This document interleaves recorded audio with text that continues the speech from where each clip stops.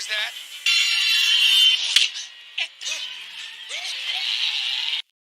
Movie की शुरुआत में हम देखते हैं कि एक जवान लड़की जिसका नाम आलिया है कुछ आदमियों से बचकर जंगल की तरफ भाग रही है। अब सामने आता है जो आदमी उसके पीछे भाग रहे हैं वो उसके फैमिली मेंबर्स हैं।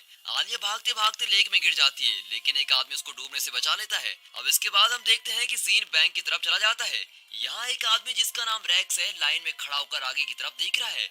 ये पता तो नहीं चलता कि वो यहाँ क्यों खड़ा है, लेकिन हाँ वो अपनी क्रश मैडी को देखने के लिए आया है। जैसे ही रैक्स मैडी से बात करने लगता है चोर सिक्योरिटी गार्ड को मारकर बैंक के अंदर घुस जाते हैं। अब इस सिचुएशन की वजह से बैंक का माहौल बहुत ही तांडव भरा हो जाता है।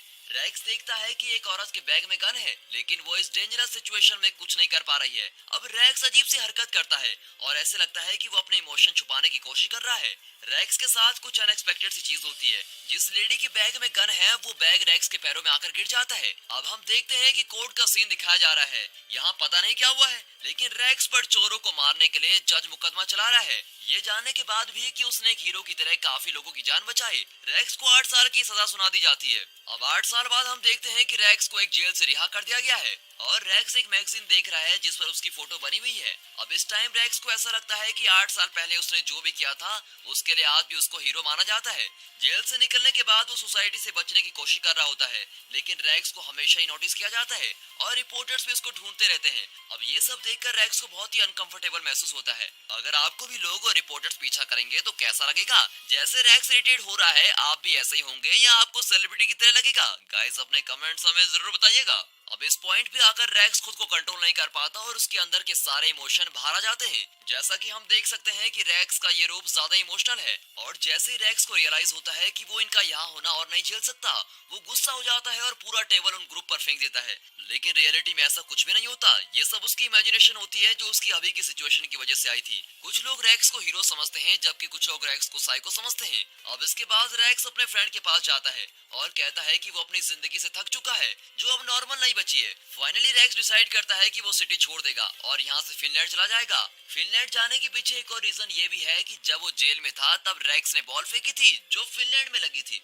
अब इस सीन के बाद मूवी में फिर से एक जंगल दिखाया जाता है और यहाँ एक आदमी भाग रहा है और काफी लोग उसका पीछा कर रहे हैं और ये लोग वही हैं जो मूवी के स्टार्टिंग में दिखाए गए थे, जिससे हमें ये पता चलता है कि ये सीन फिनलैंड का है जो रैक्स का नेक्स्ट डेस्टिनेशन है और उस आदमी को स्ट्रॉन्ग क्रिएचर द्वारा जबरदस्ती खींचा जा रहा है। हम वापस रैक्स की तरफ आते हैं जो इस वक्त एयरपोर्ट पर है और वहाँ भी वैसे ही एक लड़का उसकी रिकॉर्डिंग कर रहा है। इसके अलावा रैक्स ये देखता है कि एक हस्बैंड वाइफ भी उसको देख रहे हैं।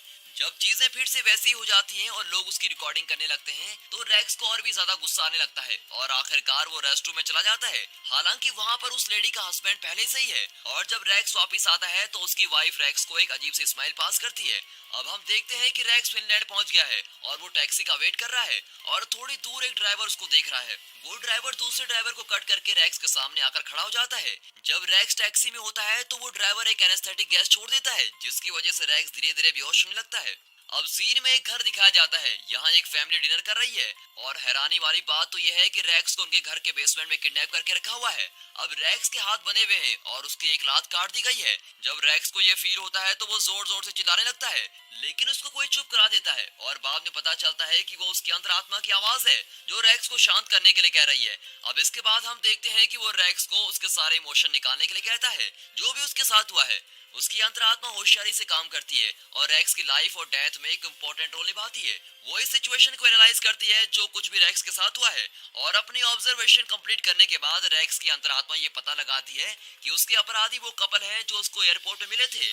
जब रैक्स अपने सिचुएशन पर रो रहा होता है तब उसकी अंतरात्मा यहाँ से निकलने की आइडिया सोच रही होती है। सोचने में तो ये बड़ा अजीब लगता है कि हमारी अंतरात्मा बाहर आकर हमारी हेल्प करे, लेकिन ऐसा हो तो कैसा लगेगा? अगर आप इस वक्त रैक्स की जगह होते तो क्या करते? दोस्तों जरूर बताइएगा कमेंट्स में। अब क्योंकि रैक्स के हाथ काफी कसकर बंधे हुए हैं इसलिए रैक्स की अंतरात्मा कोई और प्लान ढूंढती है ताकि वो जिंदा रह सके। उसकी अंतरात्मा के अनुसार अपराधी अचानक से आ जाता है और उसको खुद को अनकॉन्शियस ही दिखाना है। आगे रैक्स को काफी ज्यादा बाइसाइकिल्स दिखाई देती हैं जिसकी वजह से उसको लगता है कि जिसने उसको किडनैप किया है वो एक आदमी नहीं बल्कि पूरी एक फैमिली है। और इसी दौरान फैमिली के सभी मेंबर्स ऊपर सोने चले जाते हैं। फैमिली का छोटा लड़का जिसका नाम ओलिवी है वो अभी तक सोया नहीं है और उसको विक्टिम को देखने की काफी दिलचस्पी है। अब रैक्स के पास ज्यादा टाइम नहीं है कि वो रस्सी को खोल सके। रैक्स अपनी शांति से रस्सी को खोलने की कोशिश करता है और दूसरी तरफ ओलिवी नीचे बेसमेंट में जाने का ऐसा डिसाइड करता है। अब रैक्स के एफर्ट्स गलत हो जाते हैं क्योंकि रस्सी काफी थिक होती है। जैसे ही ओल्बी नीचे रूम में आता है और रैक्स खुद को अनकॉन्शियस प्रिटेंड करता है। बाद में रैक्स को पता चलता है कि जो इंसान नीचे आया है वो तो एक छोटा बच्चा है। रैक्स फिर एक प्लान बनाता है और बच्चे को अपनी इंश्योरेंस पॉलिसी बनाकर यूज करता है। वो ओल्बी के फेस पर अपने कटी हुई लात से मारता है और उसको अपने थाइस पर पकड़ लेता है। लेकिन तभी दिखाते हैं कि ऊपर उसकी बड़ी सिस्टर को रियलाइज होता है कि वो बेड पर नहीं है और वो उसको बेसमेंट में ढूंढने के लिए आ जाती है। और ये बात सामने आती है कि इस लड़की का नाम आलिया है और ये वही लड़की है जो पहले कुछ लोगों से डरकर भाग रही थी। और ये बात भी सामने आती है कि ये आलिया की फैमिली है जिसने रैक्स को किडनैप करके रखा है। और इस पॉइंट पर रैक्स आलिया को ओल्बी की नेक तोड़ने की धमकी देता है अगर उसने उसको मारने की कोशिश की तो। लेकिन रैक्स अपनी सेफ्टी के लिए काफी घबरा रहा होता है और गलती से रैक्स ओल्बी को छोड़ देता है जो उसकी बाहर निकलने की गारंटी खत्म कर देता है। जब ओल्बी बेहोशी की हालत में रूम में मिलता है तो साइकोपाथ फैमिली ओल्बी को हॉस्पिटल लेके जाती है। फिर उसकी माँ आलिया को थप्पड़ मारती है क्योंकि उसे लगता है कि आलिया ने ओल्बी को कुछ किया है। अब इस पॉइंट पे हमें देख सकते हैं कि आलिया बाकी फैमिली मेंबर से बिल्कुल अलग है और रैक्स के पास काफी अच्छा मौका है कि वो यहाँ से बाहर निकल सके। रैक्स की इस उम्मीद को बल तब मिलता है जब आलिया रैक्स के साथ अपनी शादी इमेजिन करने लगती है। इसका मतलब यह है कि आलिया रैक्स को पहली बार से पसंद करती है। आलिया की फैमिली हॉस्पिटल में है इसीलिए आलिया जल्दी से रैक्स को देखने नीचे जाती है और उसकी लात का इलाज करती है। आलिया अपनी फीलिंग रैक्स को बताती है और रैक्स को स्टोरी बताती है कि कैसे उनकी फैमिली लोगों को किडनैप करने लगी और उसके बड़े भाई के लिए उन लोगों को खाने के लिए इस्तेमाल करने लगी। अब आलिया बताती है कि जब से उसके बड़े भाई का जन्म हुआ तब से वो इस बीमारी से जूझ रहा है और उसको लोगों का मांस खाने की आदत है। और ये उसको तब पता चला जब उसने अपने पापा को बचपन में ही काटना शुरू कर दिया था। इसीलिए तब से अपने बड़े भाई की भूख मिटाने के लिए उसकी फैमिली ने लोगों को किडनैप करना स्टार्ट कर दिया। लेकिन आलिया ने इसके लिए कभी भी एग्री नहीं किया और आलिया बताती है कि जब उसके बड़े भाई को लोगों का मांस अच्छा नहीं लगता तो वो किसी और ह्यूमन को ढूंढते हैं।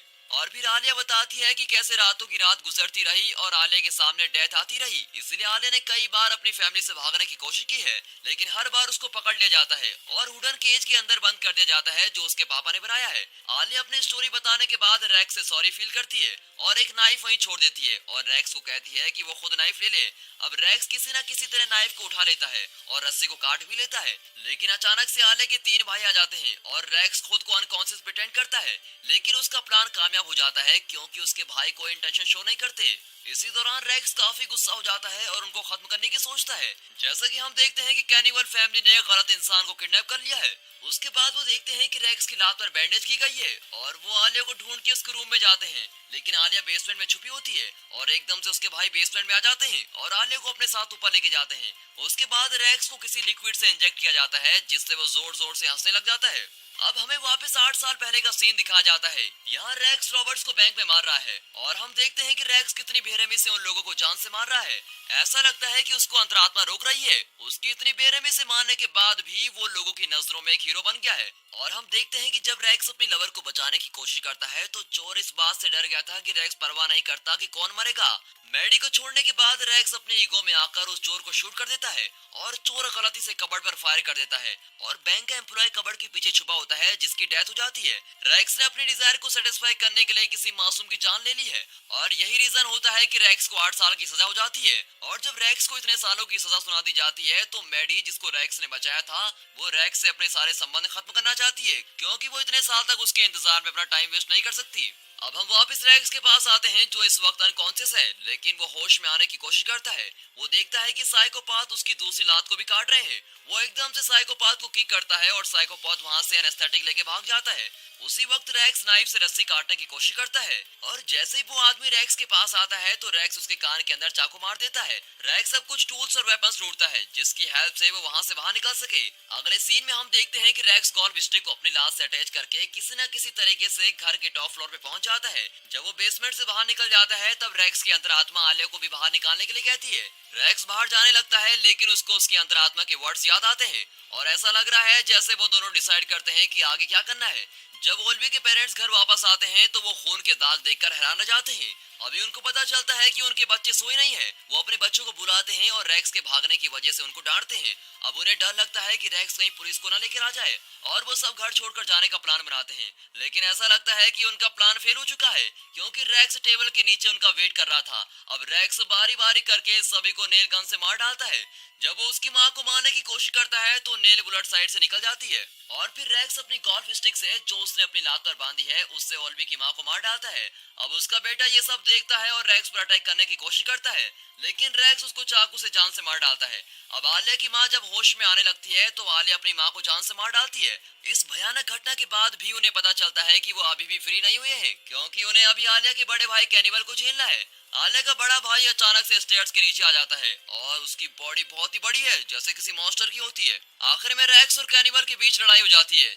जब रैक्स फ्रिज का दरवाजा खोलता है तो वो देखता है कि उसकी लात अभी भी फ्रिज में है और उसको अभी तक कैनिबल ने खाया नहीं है। रैक्स अपनी लात को फ्रिज से निकालता है और कैनिबल के मुंह के अंदर घुसा देता है। और ये सब खत्म हो जाने के बाद रैक्स आलिया को अपने साथ अमेरिका ले जाता है और यहाँ वो एक साथ रहने का डिसाइड करते हैं। अब हम देखते हैं कि रात में आलिया और रैक्स अपने दोस्तों के साथ हैंग आउट कर रहे हैं और उनमें से एक लड़की रैक्स में इंटरेस्ट शो करती है और ये देखकर आलिया को जेलसी होने लगती है। अब इस मोमेंट पर हमें ये पता लगता है कि आलिया भी अपने ईगो को बदल सकती है, जैसे कि रैक्स करता है। आलिया इमेजिन करती है कि उसने उस लड़की को मारा है जो उसको जेलस फील करवा रही है और ये दिखाता है कि वो दोनों एक दूसरे के लिए परफेक्ट हैं और वो दोनों ही अपने ईगो को बदल सकते हैं। और इसी दौरान हम देखते हैं कि आलिया की फैमिली का सबसे छोटा बेटा धीरे धीरे ठीक हो रहा है और वो अपनी फैमिली की डेथ का बदला लेने की तैयारी कर रहा है। और यहाँ पर ये मूवी खत्म होती है दोस्तों। अगर आपको मूवी अच्छी लगी हो तो मूवी को लाइक और चैनल को सब्सक्राइब जरूर करें।